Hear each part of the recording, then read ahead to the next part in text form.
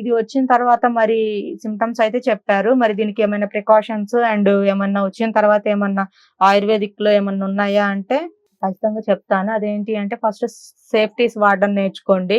And oral sex వల్ల కూడా some వచ్చే ఛాన్స్ ఉండింది. సో అది కూడా మీరు కంట్రోల్ చేసుకోవడం now days very very important. ఇది ఇంపార్టెంట్ థింగ్. అయితే ఇంకొకటి వచ్చేసి వచ్చిన తర్వాత ఏంటి అనంటే దీనికి సంజీవని అనే ఒక ప్లాంట్ ఉంటది. సంజీవని అండ్ బోడతరం పువ్వులు అని మనకు ఉంటాయి. వాటిని ముండి అని అంటారు. సో ఇవి మనకి బయట హెర్బల్ షాప్స్ లో దొరుకుతాయి. వీటిని చక్కగా పొడిలా చేసుకొని ఒక హాఫ్ లీటర్ వాటర్ లో ఒక స్పూన్ వేసేసుకొని ఒక 5 to 10 మినిట్స్ బాయిల్ చేసేసి ఆఫ్టర్ వాటిని వడకట్టేసుకొని మార్నింగ్ ఒక గ్లాస్, ఈవినింగ్ ఒక గ్లాస్ తీసుకుంటే లోపల ఈ మీరు ఏదైతే ఈ ఇంటర్ కోర్సెస్ కి వెళ్ళి వస్తారో వచ్చిన తర్వాత మీ బాడీలోకి ఎంటర్ అయిన ఆ బ్యాక్టీరియా అనేది సో ఈ గనేరియా డిసీజ్ కి కారణం అవ్వకుండా అది ఫాస్ట్ గా చచ్చిపోయే అవకాశాలు ఉంటాయి. సో ఎందుకంటే వాటిలో ఎక్కువగా antioxidants and antibiotics natural గా దొరికే యాంటీబయోటిక్స్ ముండి అండ్ ఈ సంజీవని అనేది సో యూజ్ చేయండి. ఈ టిప్ ఫాలో అవ్వండి.